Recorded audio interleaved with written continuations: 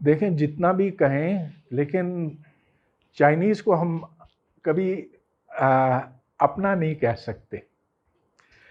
ایک تو شکل و صورت، پھر زبان. اس کے برعکس انڈیا کے لوگ، پاکستان کے لوگ جب اکٹھے ہوتے ہیں تو آپ کو پتہ ہی نہیں چلتا کہ کون بارڈر کی اس طرف کا ہے یا اس طرف کا ہے.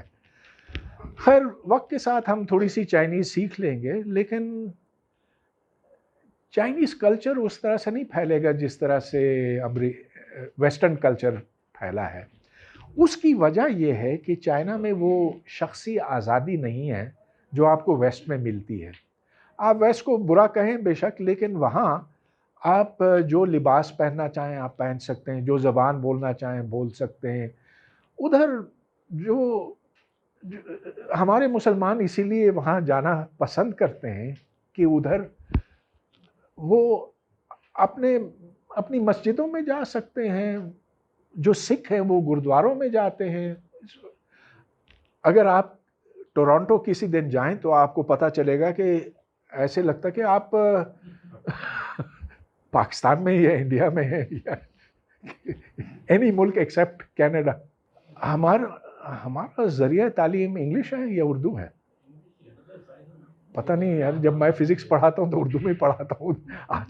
آج کل تو انگلش کوئی سمجھتا ہی نہیں ہے. وہ پہلے 50 سال پہلے جب میں پڑھاتا تھا نا قائد اعظم یونیورسٹی 47 سال پہلے، تو اس وقت ہم پر یہ لازم تھا کہ ہم انگریزی میں لیکچر دیں.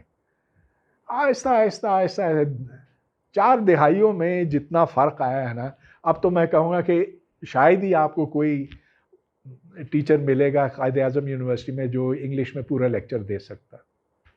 پہلے سبھی لیکچر دیتے تھے انگلش میں. تو اب میں کہوں گا ذریعہ تعلیم تو اردو ہے. انڈیا میں ذریعہ تعلیم 90% انگلش ہے، 10% وہ مقامی زبانیں ہیں. مگر سر ان کے دفتروں میں تو ہندی میں سب کچھ ہوتا ہے، اور دیکھیے ان کا پرائم منسٹر سے لے کے تمام لوگ جو باہر جب بھی جاتے ہیں تو وہ ہندی میں ہی بات کرتے ہیں. یہ نئی چیز ہے، یہ بالکل نئی چیز ہے. پہلے انگلش میں ہوتا تھا، مودی کے آنے کے بعد وہ ہندی کی طرف لے گیا. تو یہ جو نیشنلزم ہے وہ زبان کو بھی تبدیل کرتا. یس آپ جی لاسٹ سوال کریں گے ڈاکٹر صاحب سے.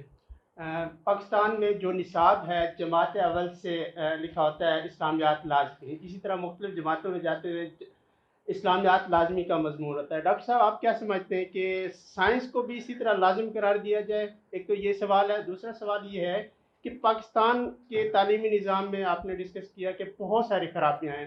ان خرابیاں ہیں، ان کو ہم کیسے ٹھیک کر سکتے ہیں؟ کیا سسٹم ہے؟ کیا آپ کے پاس ریکمنڈیشن ہے؟ کیا حکومت کو پیغام دینا چاہیں گے؟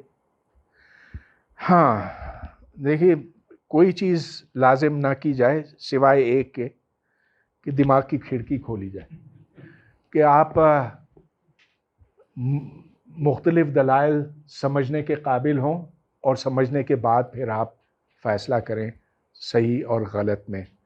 جہاں تک سائنس کا تعلق ہے، اس کے بغیر تو آپ دنیا کو کم ہی سمجھ سکتے ہیں.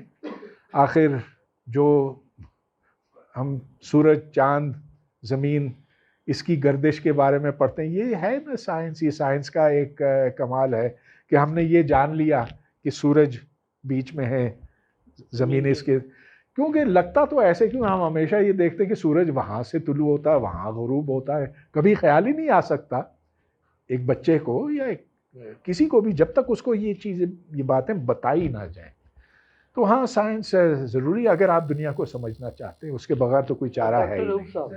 ڈاکٹر رؤف صاحب میرا سوال یہ کہ تقابلی جائزہ ہے سائنس کے حوالے سے. اگر ہم دو کلچرز کو کمپیئر کریں، ایک ایران کو اور ایک سعودیہ کو، بوتھ آر آرتھوڈاکس.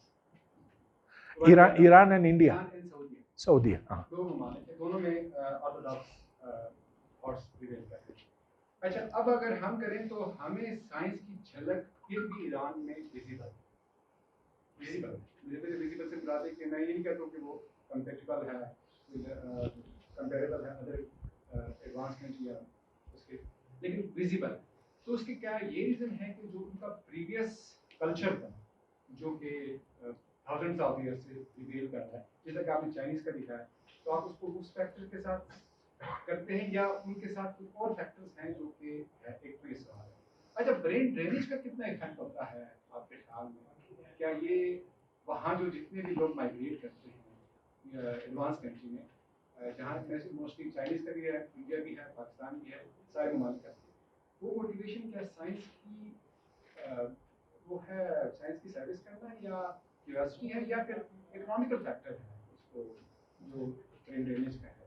تو یہ دو جی ڈاکٹر صاحب ٹھیک. ہاں بہت آپ نے صحیح کہا کہ ایران اور سعودی عرب میں بہت فرق ہے. ایران میں 3 دفعہ جا چکا ہوں اور تینوں دفعہ سائنٹیفک کانفرنسز کی وجہ سے, اور بالکل واضح ہے کہ ان کا لیول اور ہمارا لیول بہت مختلف ہے. ادھر فزکس میتھمیٹکس کیونکہ وہ میرا شعبہ ہے, میں یہ دعوے سے کہہ سکتا ہوں کہ ادھر تک پہنچنے کے لیے ہمیں کئی دہائیاں چاہیے ہوں گی اگر ہم صحیح سمت پر چلے. وجہ آپ نے بالکل ٹھیک بتائی کہ یہ ان کی تاریخ میں ان کی جو پرانی تہذیب ہے اس سے ان کو یہ ورثے میں ملا. آپ تہران کیا کسی بھی چھوٹے گاؤں میں جائیں یا چھوٹے شہر میں جائیں تو ادھر آپ کو بک سٹورز, کتب خانے دکھائی دیتے ہیں اور لوگ وہاں پر ہوتے ہیں اور وہ کتابیں ایکچولی خریدتے ہیں. آپ جب دیکھتے ہیں جہاز میں یا ٹرین میں یا بس میں تو لوگ کھول کر پڑھ رہے ہوتے ہیں. ایران میں, سعودی عرب میں کبھی گیا نہیں ہوں لیکن سنا ہے کہ ادھر کے حالات یہاں سے بھی ذرا بدتر ہیں. لکھتا پڑھتا کوئی نہیں ہے وہاں پہ. شاید ادھر وقت کے ساتھ تبدیلی آ جائے لیکن جو کلچر ہے, پرانا کلچر ہے, اس سے بہت بڑا فرق پڑتا ہے اور آپ نے صحیح اس کی نشاندہی. لیکن ایک اور بات بھی دیکھیں, جو ایرانی علماء ہیں وہ اس طرح سے کٹر نہیں ہے سائنس کے معاملے میں. دوسرے معاملات میں ہوں گے لیکن سائنس کے معاملے میں تو مثال کے طور پر یہ 84-85 کی بات ہے کہ میں ایران گیا تھا, تہران گیا تھا, اور ایک شہر ہے رشک کے نام سے ادھر سمندر کے ساحل میں. ادھر میں نے دیکھا کہ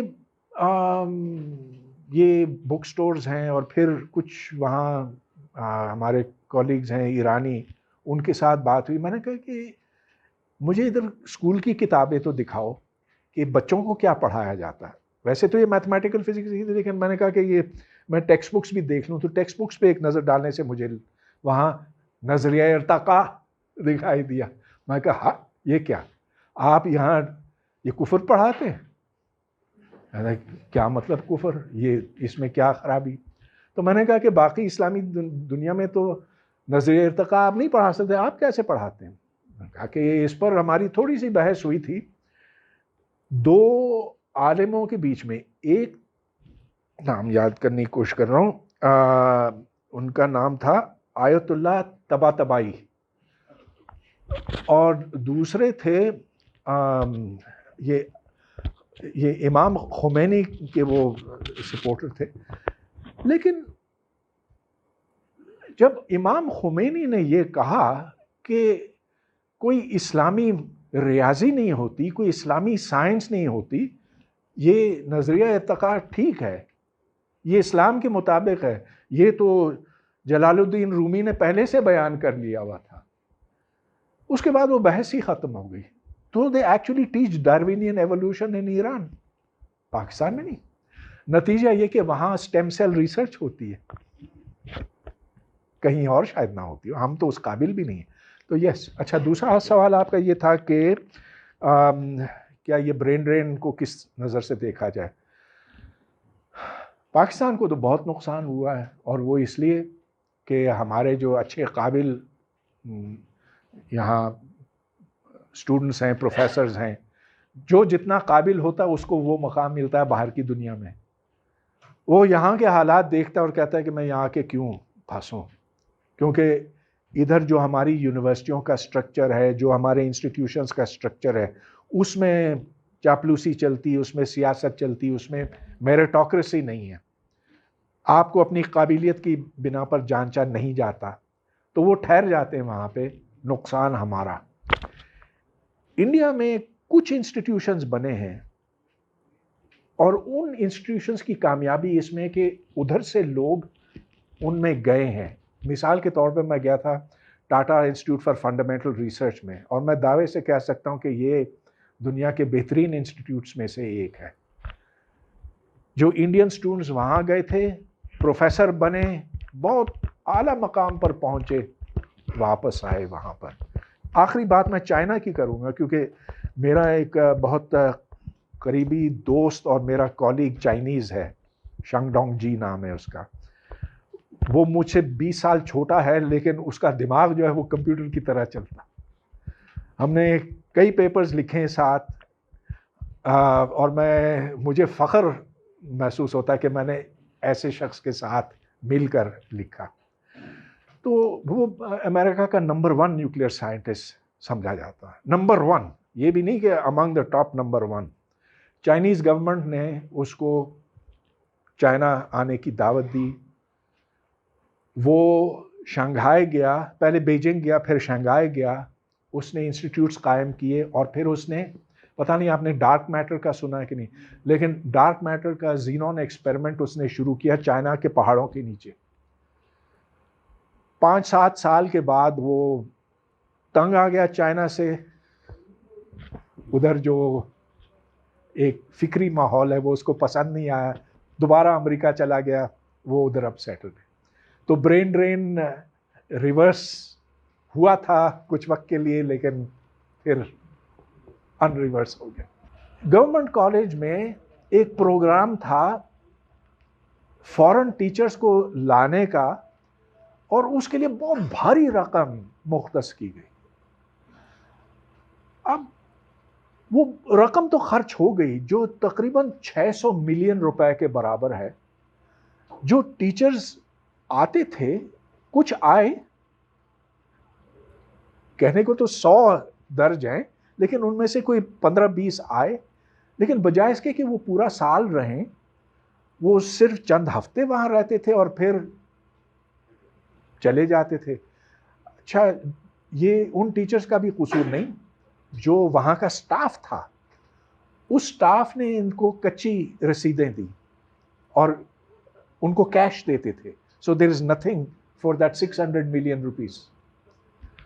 जब इस शख्स ने, उसका नाम आमिर इकबाल है, उसने ये पोल खोला, उसके बाद तो क़यामत बर्पा हुई। वो चला गया। जी आपने कहा, इंडिया के हवाले से कहा, हाँ, गुर्बत, हाँ, और बड़ी वहाँ बड़े भयानक मंजर दिखाई देते, जो गरीब तरीन लोग हैं। मगर देखें, जो उधर के गरीब तरीन हैं और यहाँ के गरीब तरीन हैं, वो तो मेरा ख्याल है ये कहना मुश्किल है कि कौन ज़्यादा उनमें से गरीब है और ज़्यादा तकलीफ़ में है। अलबत्ता उधर की मिडिल क्लास बड़ी है, और उधर जो अमीर लोग हैं वो तो खूब अयाशी करते हैं, जैसा कि ये अंबानी, वो तो सर यहाँ पर भी यही होता है, इससे 10 गुना ज़्यादा। उनकी शादियां होती हैं तो पूरे जहाज़ भर भर के लोग आते हैं, क्या कुछ होता। उनकी जो जीएनपी है वो हमसे कितनी ज़्यादा है, मैंने आपको बताया, वो 9.6 है, हमारा 1 है। ये सब कुछ गुर्बत यूँ दूर नहीं हो सकती जब तक कि कोई तहरीक ना हो, इंसाफ की, जो इंसाफ का तकाजा करे। तो मोबिलाइजेशन, लोगों को मोबिलाइज करना बड़ा ज़रूरी है। मोदी ने इस सब कुछ को दबा दिया है, ये हिंदू मत का नारा दे के। तो मज़हब को जब लोग इस्तेमाल करते हैं, खा इधर या उधर, उसका नतीजा ये है कि ऊंच नीच में फ़र्क बढ़ जाता है।